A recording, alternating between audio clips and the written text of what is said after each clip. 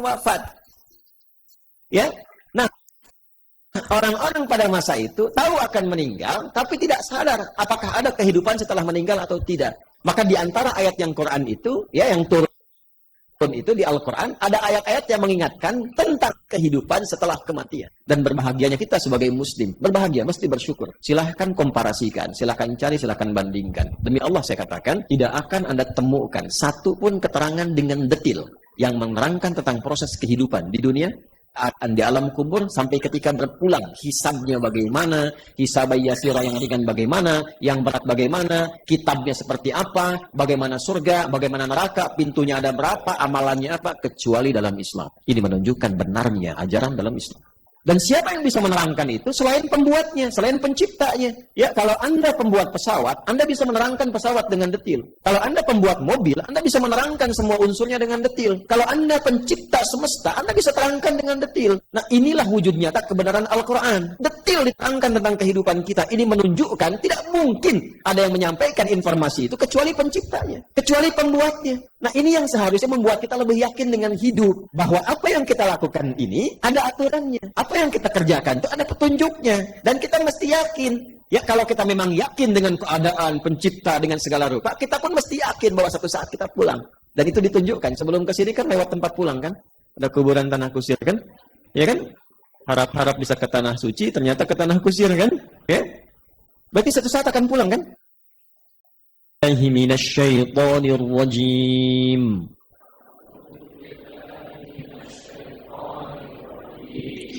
Bismillahirrahmanirrahim. Amma yatasaalun.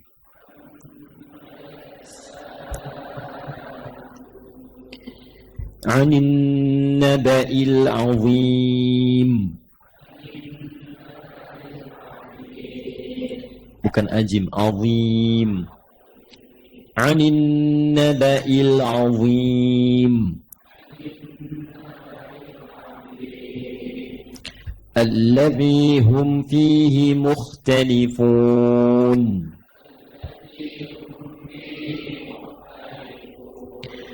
Kalla saya'lamun.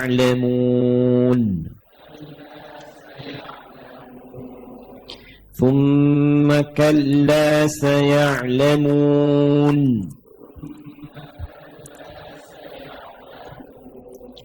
Thumma kalla saya'lamun.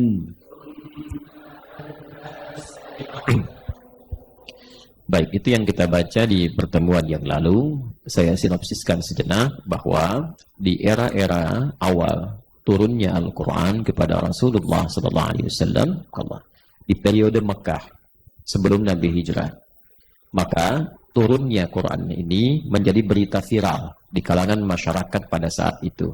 Karena memang belum pernah ada ayat-ayat, kalimat-kalimat yang desainnya seperti Al-Quran. Indah bacaannya, terukur setiap kalimatnya, maknanya dalam, dan mengalahkan bait-bait syair yang memang mereka pakar di bidangnya. Tidak ada formulasi di situ, formulasi yang dimaksudkan rumus-rumus untuk syair, yang kelak di kemudian hari diwujudkan dalam bentuk ilmu arud, ilmu untuk membuat syair dalam bahasa Arab atau menata qasidah.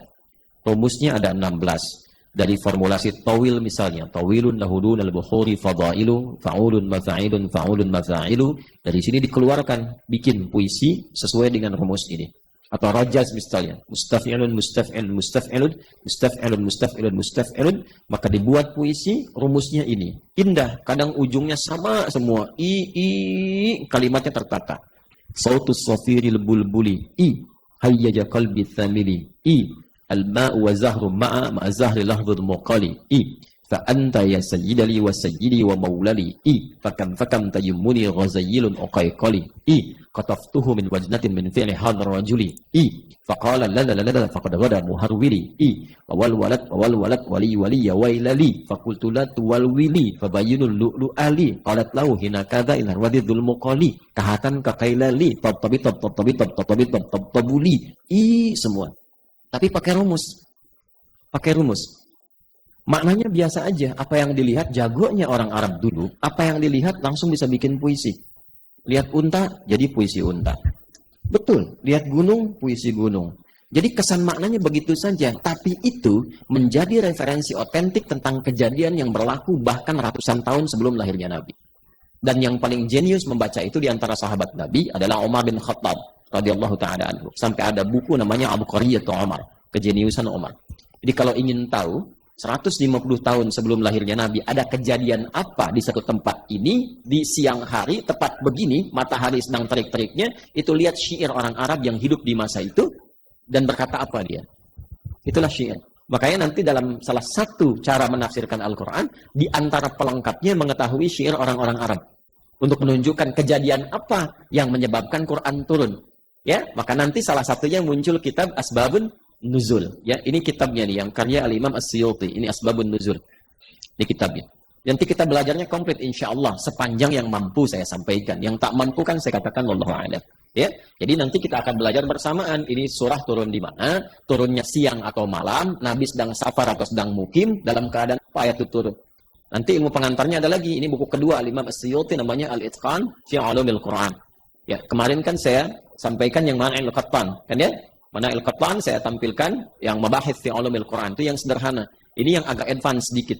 Al-Itqan fi Ulumil Quran. Di sini nanti disebutkan tentang ayat-ayat yang turunnya, misalnya apakah Nabi sedang safar atau sedang mukim.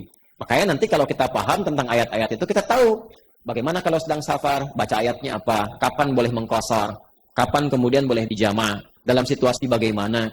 Ya, lalu kita akan tahu ayatnya turun siang atau malam. Malamnya sedang malam dingin atau malam-malam biasa. Ada badai atau tidak. Makanya nanti jangan aneh kalau ada orang misalnya nggak perjalanan tapi bisa jamaah. Ada nanti fikih Maliki. Nah, kita bisa paham itu. Nanti dibawanya kemana? Dalam profesi. Seorang dokter mau operasi misalnya. Ya, prediksikan operasi itu tindakan akan dilakukan dari mulai misalnya jam 12:30 sampai jam 5. Bahkan menjelang maghrib. Memungkinkan sampai ke maghrib. Artinya lewat asar kan? Padahal dia tidak sedang safar.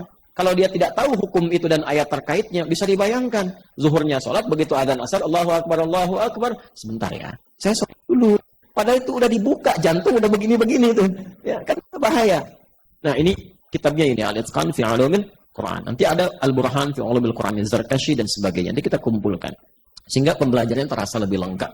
Nah, kembali, Quran viral pada masa itu, karena memang Quran tidak punya formulasi yang dibuat manusia. Nggak sama.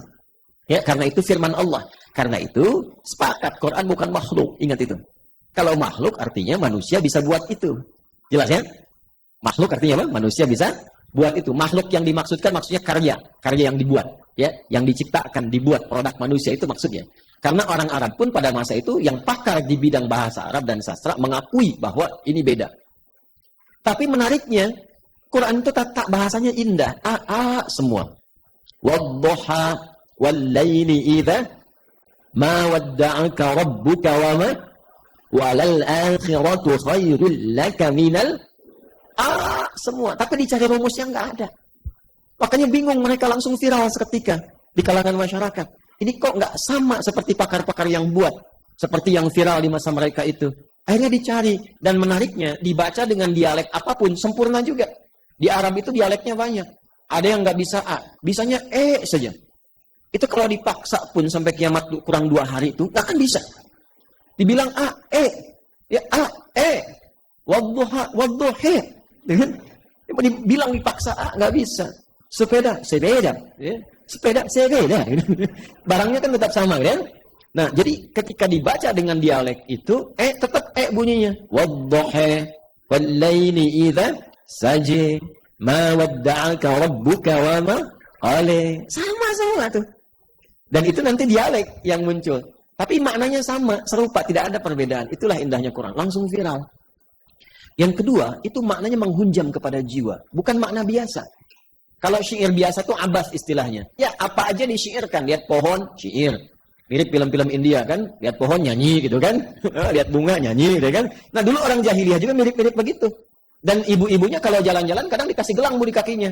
Ingin tampil sehingga jalannya kecil-kecil gitu, ingin kelihatan itu. Itu tabarruj namanya. Maka nanti ada ayat wala tabarrujna tabarrujal jahiliyatil ula. Jadi mereka tuh seperti itu, refleks. Apa aja dibuat, Quran tidak.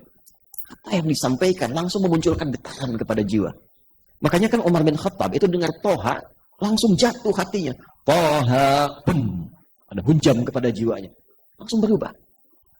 Dan banyak orang ketika mendengar Quran itu, seburuk-buruknya, catat kalimat ini ya, bikin status juga boleh. Sejahiliyah-jahiliyahnya orang jahiliyah. Ulang ya, sejahiliyah-jahiliyahnya orang jahiliyah. Dengar 2 huruf dari Quran, bisa tobat.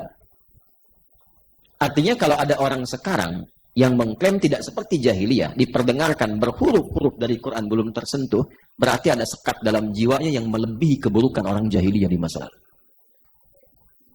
Orang jahiliyah itu kan dikenal buruk, tapi dengar Quran bisa tersentuh jiwanya. Dan bisa membawa mereka sadar dan tobat. Ada apa dengan orang sekarang? Yang bahkan hatinya tidak sekeras batu, tapi keadaannya lebih keras dibandingkan dengan batu. Bacakan Yasin, belum tersentuh. Al-Kahf, belum tersentuh. Al-Baqarah, belum tersentuh. Dengan cara apa lagi mesti dilunakkan hatinya? Alam ya'ni lilladzina amanu an takhsha'a qulubuhum li dzikrillah. Apa belum tiba saatnya semua untuk ingat kematian bahwa akan kembali kepada Allah? Belum tibakah saatnya untuk taubat ke kata Al-Quran? Dan itu ada di surat Al-Hadid, besi yang keras. Besi yang keras saja bisa lunak. Kenapa hatimu yang tidak seperti besi kok nggak lunak-lunak? Ya. Nah, itulah indahnya Quran sampai viral. Dan di antara yang viral, berita dari Quran itu adalah berita tentang hari kiamat, hari kebangkitan, dan setidaknya perpisahan kita dengan dunia. Mereka, karena terpisah jauh dari wahyu, cukup lama, sekitar 600 tahun sebelum era Nabi SAW. Jangankan 600 tahun, saya sekarang usia 38 tahun. 38 tahun, lebih 20 hari. Ya, saya urut ke belakang. Saya lahir hari Selasa, 11 September 1984. Sampai dengan sekarang berarti usia saya 38 tahun lebih 20 hari. Tarik 10 tahun ke belakang. 10 tahun ke belakang, kalau kita lihat, sudah ada perbedaan kan dengan sekarang? Ya? 10 tahun ke belakang ada Google nggak? Kendaraan seperti sekarang tidak? Tidak. Kita masih bisa menikmati pemandangan yang bagus-bagus, kan? Alam dan sebagainya. Interaksi bisa langsung, masih kenal, tahu, serta dengar siapa yang wafat di 3 bukit ke belakang. Apalagi 20 tahun ke belakang. Ya? Tarik. Tapi perubahannya begitu cepat. Kekinian sudah mulai lupa dengan tetangga. Sudah mulai lupa dengan kawan. Sudah mulai lupa dengan perhatian. Itu baru jarak 10-20 tahun. Apalagi 600 tahun.